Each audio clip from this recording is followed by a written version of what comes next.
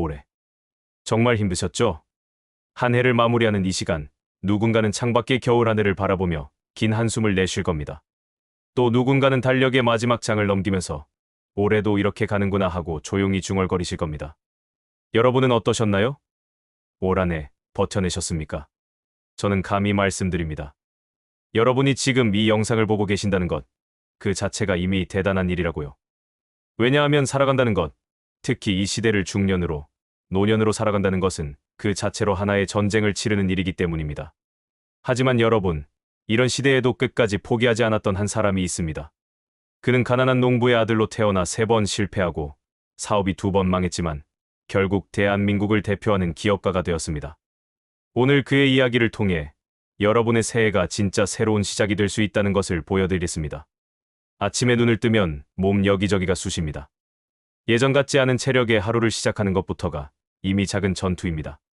거울을 보면 어느새 깊어진 주름, 희끗희끗해진 머리카락이 세월의 무게를 실감하게 합니다. 하지만 진짜 무게는 따로 있습니다. 통장 잔고를 확인할 때의 그 불안함. 노후 준비가 충분하지 않다는 것을 알면서도 지금 당장 해결해야 할 것들이 너무 많아 손을 쓸 수 없는 그 답답함. 자식들은 자식들대로 힘든 세상을 살아가고 있고 도와주고 싶어도 내 형편이 넉넉하지 않아 미안한 마음만 커집니다. 나는 뭘 한 거지? 이런 생각이 문득문득 찾아옵니다. 젊었을 때는 바빴습니다. 먹고 살기 위해, 가족을 위해, 아이들 교육비를 대기 위해 정신없이 달려왔습니다. 그러다 어느 순간 고개를 들어보니 60줄에 들어서 있고 70이 코앞에 다가와 있습니다. 이제 내 인생은 다 끝난 건가? 아닙니다. 절대 그렇지 않습니다. 하지만 세상은 그렇게 말합니다. 나이가 들면 조용히 물러나라고, 이제는 쉬어야 할 때라고, 젊은 사람들에게 자리를 내주라고 합니다. 마치 나이 든다는 것이 쓸모없어진다는 의미인 것처럼 말이죠. 그래서 더 외롭습니다. 배우자와 함께 살아도 외롭고 자식들이 있어도 외롭습니다.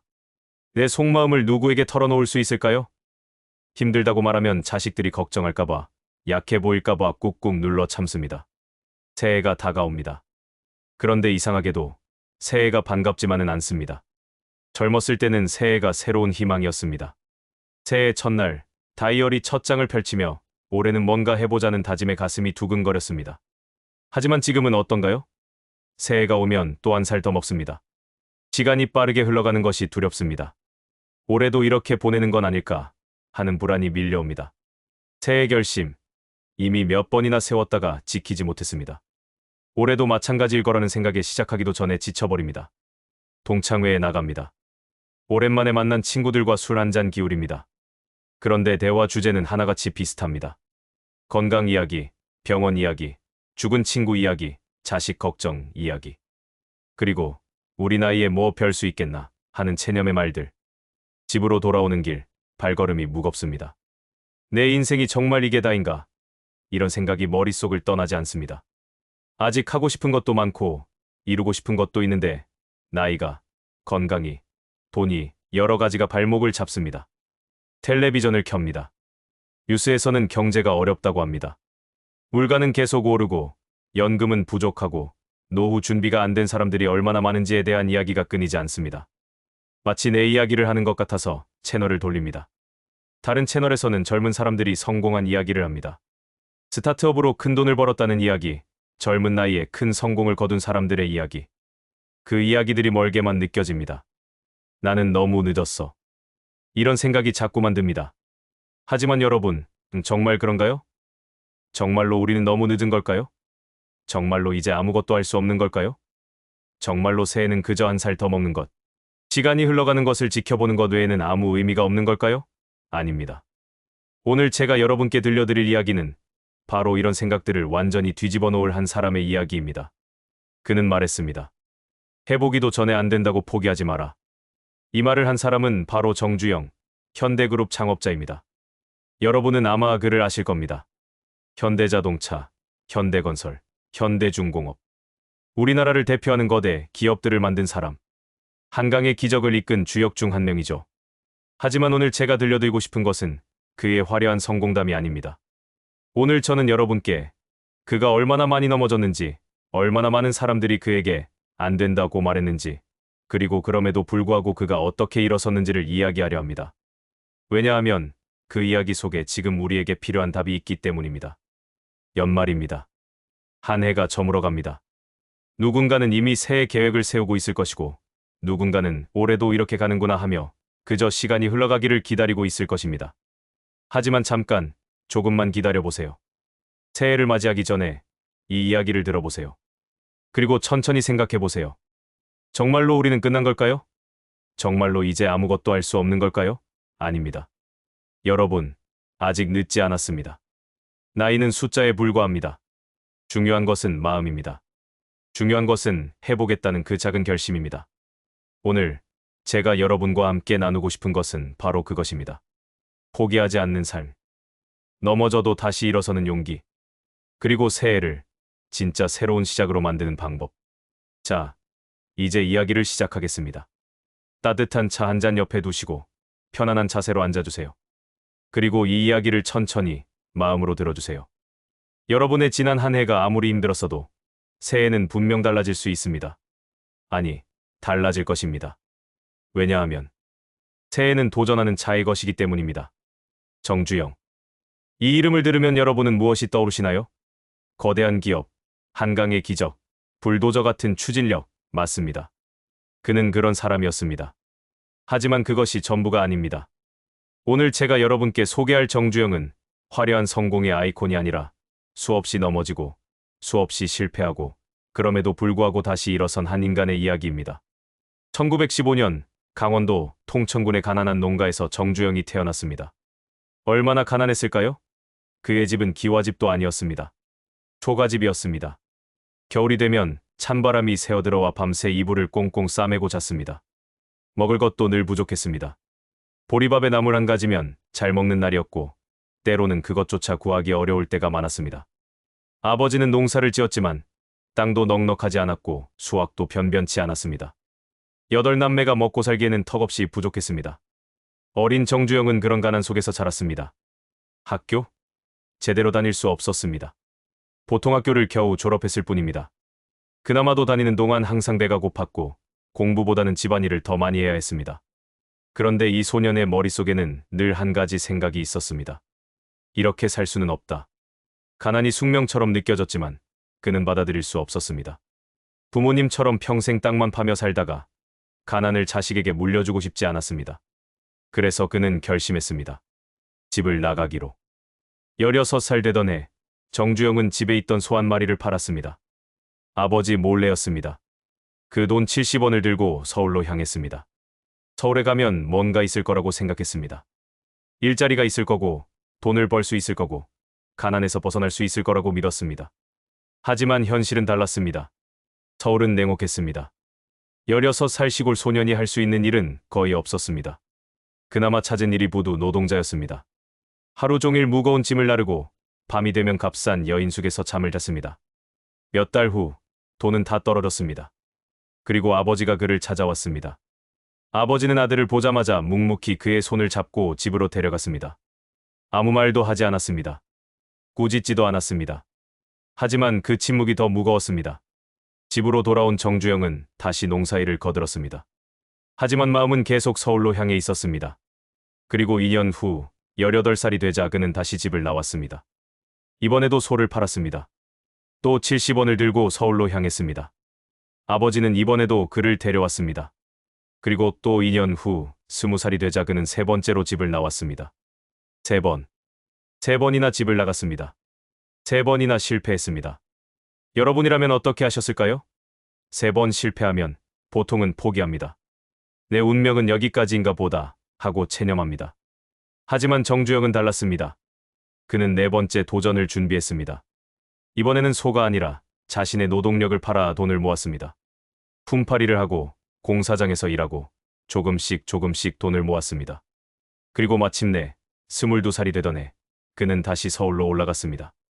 이번에는 달랐습니다. 그는 경성부 신당리에 있는 볶흥사라는 쌀 가게에서 배달 일을 시작했습니다. 하루 종일 쌀을 지고 날랐습니다. 어깨는 짓무르고 등은 휘었지만 그는 악착같이 일했습니다. 주인은 이 젊은이의 성실함을 눈여겨봤습니다. 몇 년 후 주인이 가게를 그에게 맡겼습니다. 드디어 정주영은 자기 사업을 시작할 수 있었습니다. 하지만 여기서 성공담이 시작되는 것이 아닙니다. 1939년 그는 자신의 첫 번째 사업체인 경일상을 하는 쌀가게를 열었습니다. 하지만 일제 말기였습니다. 쌀은 배급제였고 장사는 쉽지 않았습니다. 그래도 버텼습니다. 그런데 1945년 해방이 되면서 가게가 문을 닫아야 했습니다. 경제 혼란 속에서 사업을 이어갈 수 없었습니다. 첫 번째 실패. 정주영은 다시 시작했습니다. 이번에는 자동차 정비업을 시작했습니다. 아도서비스라는 작은 정비소를 열었습니다. 그런데 한국전쟁이 터졌습니다. 전쟁통에 정비소는 폐허가 되었습니다. 그가 모은 모든 것이 사라졌습니다. 두 번째 실패. 전쟁이 끝나고 그는 다시 일어섰습니다. 이번에는 건설업에 뛰어들었습니다. 현대건설산업사를 설립했습니다. 하지만 돈이 없었습니다. 장비도 없었습니다. 기술도 변변치 않았습니다. 처음 맡은 공사는 미군 부대의 작은 토목공사였습니다. 그나마도 경쟁이 치열해서 간신히 따낸 것이었습니다. 공사를 시작했습니다. 그런데 문제가 생겼습니다.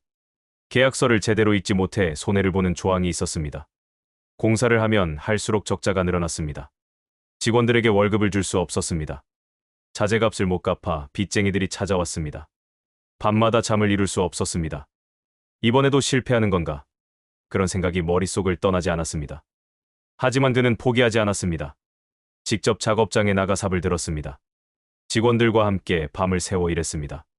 돈이 없으면 외상으로 자재를 구했고 그것도 안 되면 직접 만들었습니다. 그렇게 간신히 첫 공사를 마쳤습니다. 이익은 거의 없었습니다.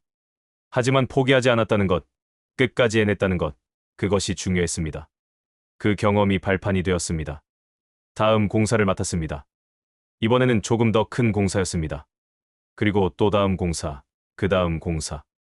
조금씩 천천히 회사가 성장하기 시작했습니다. 하지만 진짜 도전은 그 후에 찾아왔습니다.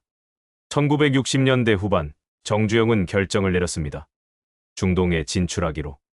당시 중동은 석유 붐이 일고 있었습니다. 엄청난 건설 수요가 있었습니다. 하지만 한국 기업 중 아무도 중동에 진출하려 하지 않았습니다. 왜냐하면 불가능해 보였기 때문입니다. 중동은 너무 멀었습니다. 언어도 달랐습니다. 문화도 달랐습니다. 기술력도 유럽이나 미국 기업들에 비하면 턱없이 부족했습니다. 주변 사람들이 말렸습니다. 회장님, 안 됩니다. 너무 무리입니다. 실패하면 회사가 망합니다. 유럽 기업들도 힘들어하는데 우리가 뭘 할 수 있겠습니까? 하지만 정주영은 말했습니다. 해봐야 합니다. 해보기도 전에 안 된다고 하면 안 됩니다.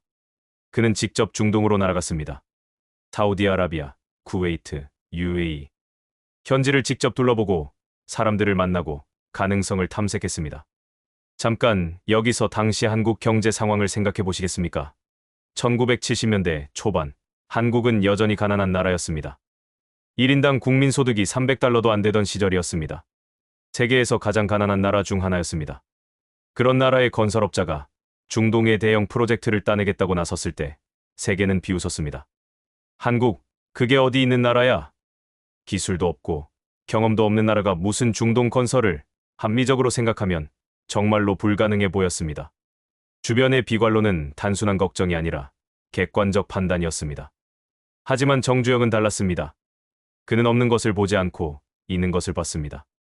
우리에게는 기술이 부족하지만 배우려는 의지가 있습니다. 우리에게는 자본이 부족하지만 일하려는 사람들이 있습니다. 마침내 1976년 사우디아라비아의 주베일 산업항 건설 공사를 따냈습니다. 총 공사비 9억 3천만 달러. 당시로서는 상상도 할 수 없는 규모였습니다. 그런데 문제가 생겼습니다. 공사를 시작하려면 엄청난 돈이 필요했습니다. 장비도 구해야 했고 인력도 보내야 했고 자재도 확보해야 했습니다. 하지만 회사에 그만한 돈이 없었습니다. 은행에 가서 대출을 신청했습니다. 은행은 거절했습니다. 담보가 부족합니다. 리스크가 너무 큽니다. 실패하면 어떻게 하시려고요? 정주영은 다른 은행을 찾아갔습니다. 또 거절당했습니다. 또 다른 은행, 또 거절. 절망적이었습니다. 그런데 그는 포기하지 않았습니다. 그는 생각했습니다. 어떻게든 방법이 있을 것이다. 그리고 그는 정부를 설득했습니다. 수출입은행을 설득했습니다. 이 공사가 성공하면 한국이 중동 시장에 본격적으로 진출할 수 있다고. 이것은 단순히 현대건설의 사업이 아니라 대한민국의 미래라고 설득했습니다. 마침내 대출을 받아냈습니다. 하지만 여기서 끝이 아니었습니다. 중동 현장은 지옥 같았습니다.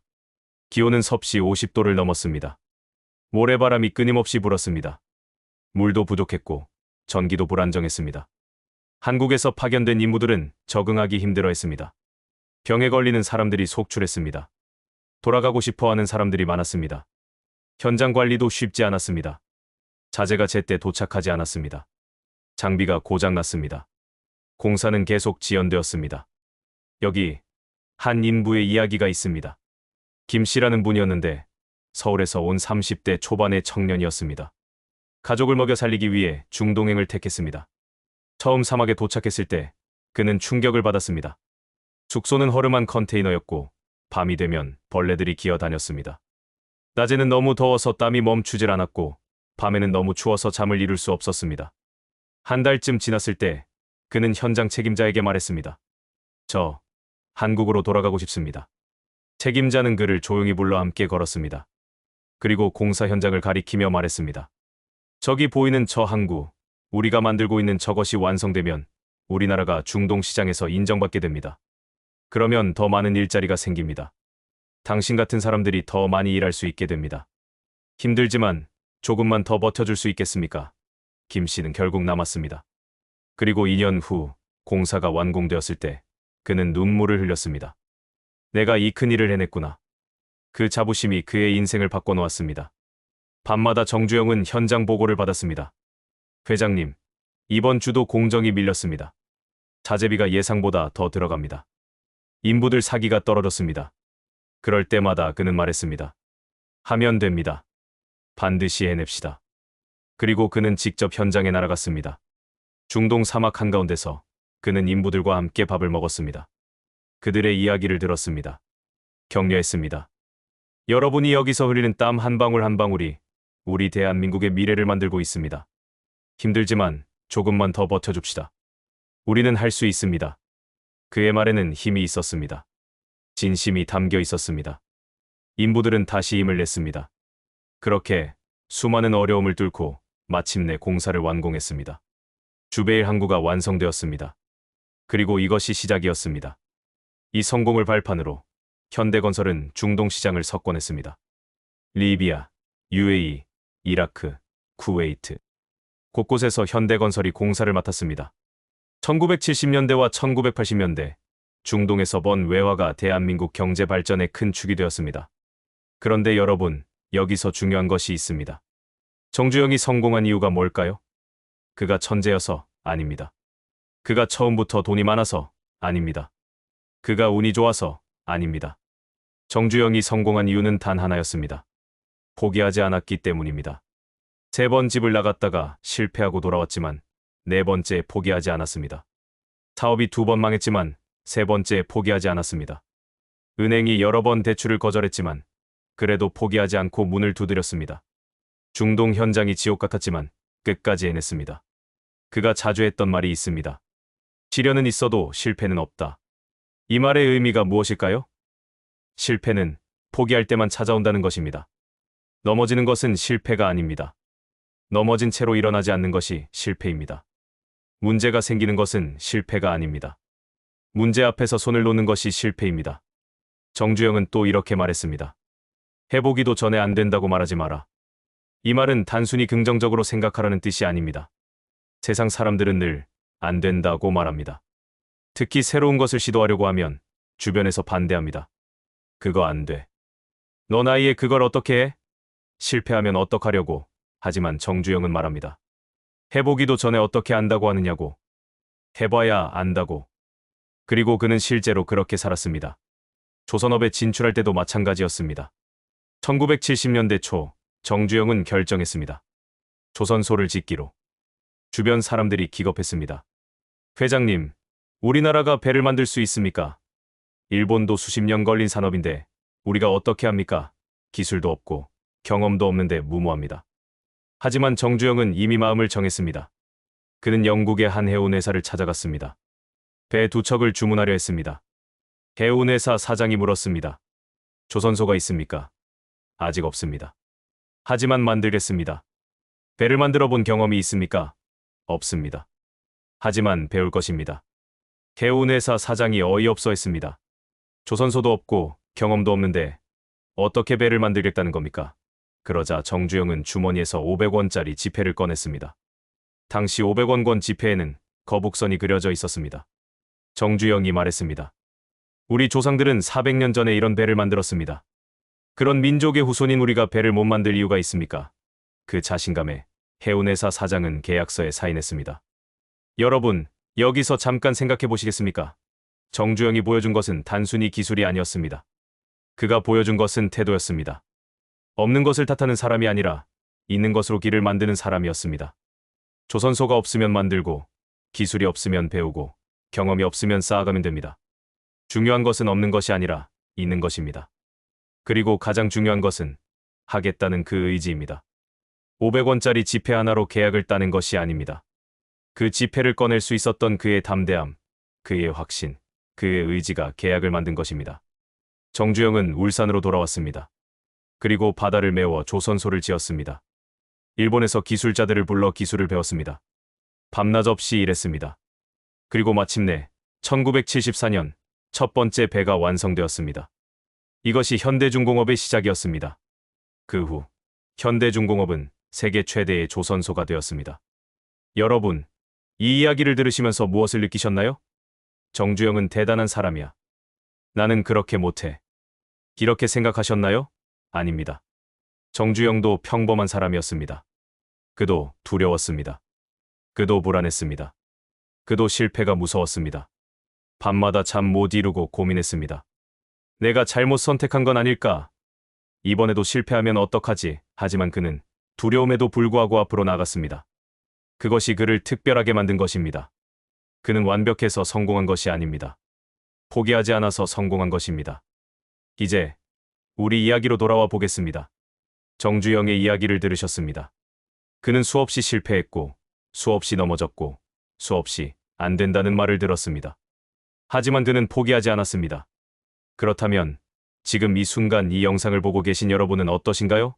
올 한 해 힘들었습니다. 내년이 오면 또 한 살 더 먹습니다. 나이가 들수록 도전하기가 두렵습니다. 실패하면 다시 일어서기 힘들 것 같습니다. 그래서 많은 분들이 이렇게 생각합니다. 이제는 그냥 조용히 살자. 무리하지 말자. 내 나이에 뭘 새롭게 시작해. 하지만 여러분, 정말 그런가요? 여기서 제가 분명히 말씀드리고 싶은 것이 있습니다. 여러분은 인생 후반전을 시작하는 것이 아닙니다. 여러분은 인생에서 가장 지혜로운 시기를 시작하는 것입니다. 나이가 든다는 것은 쇠퇴하는 것이 아닙니다. 나이가 든다는 것은 성숙해지는 것입니다. 젊었을 때는 몰랐던 것들을 이제 압니다. 무엇이 중요하고 무엇이 중요하지 않은지 압니다. 어떻게 살아야 하는지, 무엇을 위해 살아야 하는지 압니다. 이것이 바로 지혜입니다. 그리고 이 지혜야말로 새로운 도전을 시작하는 데 가장 중요한 자산입니다. 정주영은 말했습니다. 나이가 들면 경험이 쌓입니다. 경험이 쌓이면 더 잘할 수 있습니다. 그는 나이를 핑계 삼지 않았습니다. 오히려 나이를 무기로 삼았습니다. 그가 현대중공업을 세운 것은 58세 때였습니다. 북한을 방문해서 금강산 관광 사업을 추진한 것은 82세 때였습니다. 82세입니다. 여러분 나이와 비슷하거나 어쩌면 더 많은 나이였을 수도 있습니다. 그 나이에 그는 여전히 새로운 일을 시작했습니다. 주변에서 말렸습니다. 회장님, 이제 쉬셔야죠. 나이도 있으신데 무리하시면 안 됩니다. 하지만 그는 말했습니다. 나는 아직 할 일이 많습니다. 여러분, 여기서 중요한 깨달음이 있습니다. 나이는 숫자일 뿐입니다. 중요한 것은 마음입니다. 중요한 것은 아직 하고 싶은 것이 있다는 그 마음입니다. 새해가 다가옵니다. 많은 사람들이 새해 결심을 합니다. 올해는 운동을 해야지. 올해는 책을 많이 읽어야지. 올해는 새로운 걸 배워야지. 하지만 며칠 지나면 대부분 흐지부지 됩니다. 왜 그럴까요? 진심이 아니기 때문입니다.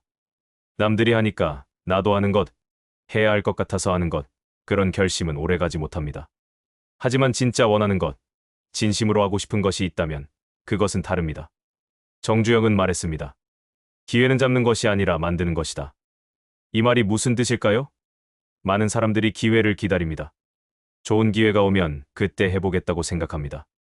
돈이 생기면, 시간이 나면, 건강이 좋아지면 그때 해보겠다고 합니다. 하지만 그런 날은 오지 않습니다. 왜냐하면 기회는 저절로 오는 것이 아니기 때문입니다. 기회는 만드는 것입니다. 정주영이 중동에 진출할 때 누가 그에게 기회를 줬습니까? 아무도 주지 않았습니다. 오히려 모두가 말렸습니다. 하지만 그는 직접 중동으로 날아가서 발로 뛰면서 기회를 만들었습니다. 조선소를 지을 때도 마찬가지였습니다. 조선소도 없고 기술도 없고 경험도 없었지만 그는 시작했습니다. 그리고 하나하나 만들어갔습니다. 여러분도 마찬가지입니다. 지금 여러분에게 완벽한 조건이 갖춰져 있지 않을 수 있습니다. 돈이 부족할 수도 있고, 시간이 부족할 수도 있고, 건강이 완벽하지 않을 수도 있습니다. 하지만 그것이 시작하지 못할 이유가 되어서는 안 됩니다. 완벽한 조건을 기다리다가는 평생 아무것도 시작하지 못합니다. 정주영이 첫 번째 사업을 시작할 때 그는 완벽한 조건을 가지고 있었을까요? 아닙니다. 그는 배달부였습니다. 돈도 없었고, 인맥도 없었고, 배경도 없었습니다. 하지만 그는 시작했습니다. 작은 쌀 가게부터 시작했습니다. 그리고 그 작은 시작이 나중에 거대한 기업으로 성장했습니다. 중요한 것은 완벽함이 아닙니다. 중요한 것은 시작하는 것입니다. 작더라도, 불완전하더라도 일단 시작하는 것입니다. 여러분, 새해를 맞이하면서 이렇게 생각해 보세요. 올해 나는 무엇을 시작할까? 거창할 필요 없습니다. 작은 것부터 시작하면 됩니다. 매일 30분씩 걷기, 일주일에 한 권씩 책 읽기, 오랫동안 연락하지 못했던 친구에게 전화하기, 새로운 취미 배우기, 봉사활동 시작하기. 무엇이든 좋습니다. 중요한 것은 그것이 진심으로 하고 싶은 것이어야 한다는 점입니다. 남들이 하니까 해야 할 것 같아서가 아니라 정말로 내가 하고 싶어서 하는 것이어야 합니다. 그리고 시작했다면 포기하지 마세요. 처음에는 잘 안 될 수 있습니다. 어색하고 힘들고 귀찮을 수 있습니다. 하지만 그것이 정상입니다. 정주영도 처음에는 서툴렀습니다. 3번이나 실패했습니다. 하지만 4번째에 성공했습니다. 여러분도 마찬가지입니다. 처음에 실패한다고 해서 그것이 끝이 아닙니다. 다시 시도하면 됩니다. 한 번 더, 그리고 또 한 번 더. 포기하지 않는 한 실패는 없습니다. 정주영은 말했습니다. 하면 된다. 이 말은 무작정 덤비라는 뜻이 아닙니다. 이 말의 진짜 의미는 하지 않으면 절대 되지 않는다는 것입니다. 아무리 좋은 계획이 있어도, 아무리 좋은 아이디어가 있어도 실행하지 않으면 의미가 없습니다. 반대로 불완전하더라도 일단 시작하면 그것이 길을 만듭니다. 정주영이 중동에 갈 때 그는 완벽한 계획을 가지고 있지 않았습니다. 하지만 일단 시작했고 가면서 문제를 해결했습니다. 그렇게 길을 만들어갔습니다. 여러분도 마찬가지입니다. 완벽한 계획이 없어도 괜찮습니다. 어떻게 될지 확신이 없어도 괜찮습니다. 일단 시작하세요.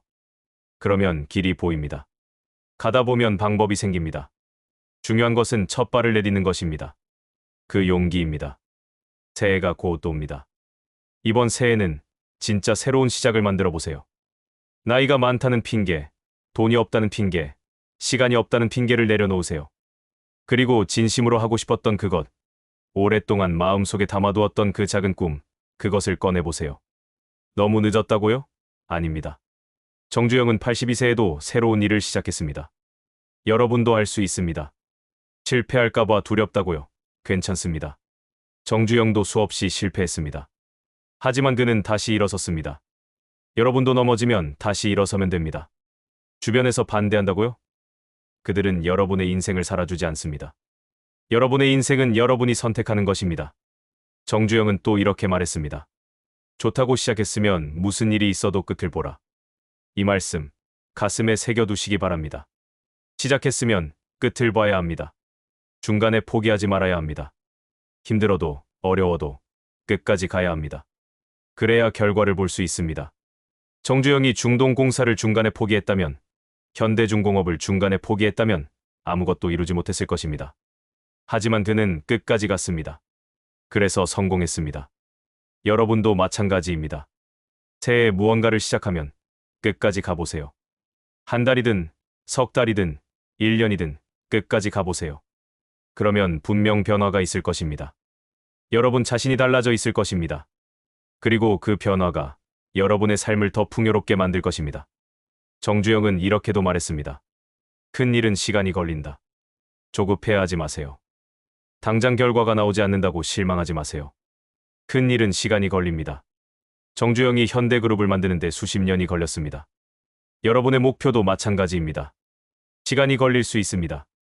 하지만 포기하지 않고 계속하면 반드시 이룰 수 있습니다.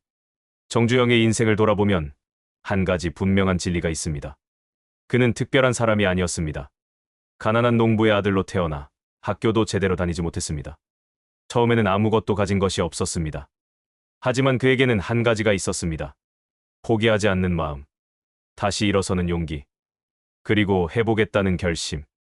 그것이 그를 만들었습니다. 여러분도 가지고 있습니다. 그 마음을, 그 용기를, 그 가능성을. 다만 그것을 꺼내지 않고 있을 뿐입니다. 새해를 맞이하면서 그것을 꺼내보세요. 그리고 작은 것부터 시작해보세요. 여러분이 지금까지 살아오신 인생, 그 자체가 이미 위대한 것입니다. 수많은 어려움을 이겨내고 여기까지 오셨습니다. 그 힘으로 한 번 더 도전해보세요. 새해는 끝이 아닙니다. 새로운 시작입니다. 나이는 끝이 아닙니다. 새로운 경험의 시작입니다. 여러분의 인생은 아직 끝나지 않았습니다. 아직 쓰지 못한 장이 많이 남아 있습니다. 그 장을 여러분이 직접 써나가세요. 멋진 이야기로 채워나가세요. 이제 마지막으로 여러분이 새해에 실천할 수 있는 구체적인 방법들을 말씀드리겠습니다. 정주영 회장의 이야기를 듣는 것도 좋지만 더 중요한 것은 그것을 우리 삶에 적용하는 것입니다. 첫 번째, 작은 것부터 시작하세요. 많은 사람들이 새해 계획을 세울 때 너무 거창하게 세웁니다. 올해는 10kg 빼야지. 올해는 책 100권 읽어야지. 하지만 이런 목표는 대부분 실패합니다. 왜냐하면 너무 크기 때문입니다. 정주영도 처음에는 작은 쌀가게에서 시작했습니다. 여러분도 작은 것부터 시작하세요. 매일 10분씩 걷기. 일주일에 한 번씩 친구에게 전화하기. 하루에 10페이지씩 책 읽기. 이렇게 작고 구체적인 목표를 세우세요. 두 번째, 실패해도 다시 시작하세요. 며칠 못해도 한두 번 빠뜨려도 괜찮습니다. 중요한 것은 다시 시작하는 것입니다. 일주일 못했다고 포기하지 마세요. 오늘부터 다시 시작하면 됩니다. 정주영도 3번 실패했지만 4번째에 다시 시작했습니다. 실패는 끝이 아닙니다. 다시 시작하지 않는 것이 끝입니다. 세 번째, 의미 있는 목표 한 가지를 정하세요. 여러 개가 아니라 딱 한 가지입니다. 그리고 그것에 집중하세요. 왜 이것을 하는지, 이것이 나에게 어떤 의미가 있는지 생각해 보세요. 의미 있는 일을 하면 힘이 납니다. 정주영이 중동 사막에서 버틸 수 있었던 것도 이것이 나라를 위한 일이라는 의미가 있었기 때문입니다. 여러분, 이 3가지만 기억하세요. 작은 것부터 시작하기. 실패해도 다시 시작하기. 의미 있는 목표 한 가지 정하기. 이 3가지만 실천해도 여러분의 새해는 분명 달라질 것입니다. 정주영 회장은 우리에게 이렇게 말합니다. 안 된다고 포기하지 마라. 새해는 도전하는 자의 것이다. 여러분, 이 말을 가슴에 새기세요. 올 한 해가 아무리 힘들었어도 새해는 새로운 시작입니다. 나이가 아무리 많아도 아직 할 수 있는 일이 많습니다. 주변에서 아무리 안 된다고 말해도 해보면 됩니다. 여러분은 할 수 있습니다. 여러분, 새해는 도전하는 자의 것입니다. 해보지도 않고 포기하지 마세요. 첫걸음을 내딛는 순간 새해는 달라집니다. 여러분의 인생은 아직 끝나지 않았습니다. 여러분의 이야기는 아직 계속되고 있습니다. 새해에는 그 이야기를 더 멋지게 써내려가세요. 도전하세요. 꿈꾸세요. 그리고 포기하지 마세요. 그러면 여러분의 새해는 정말로 새로운 시작이 될 것입니다. 올 한 해를 버텨낸 여러분, 정말 수고하셨습니다. 그리고 새해에는 더 멋진 이야기를 만들어 가시기 바랍니다. 여러분은 할 수 있습니다. 저는 여러분을 응원합니다. 감사합니다.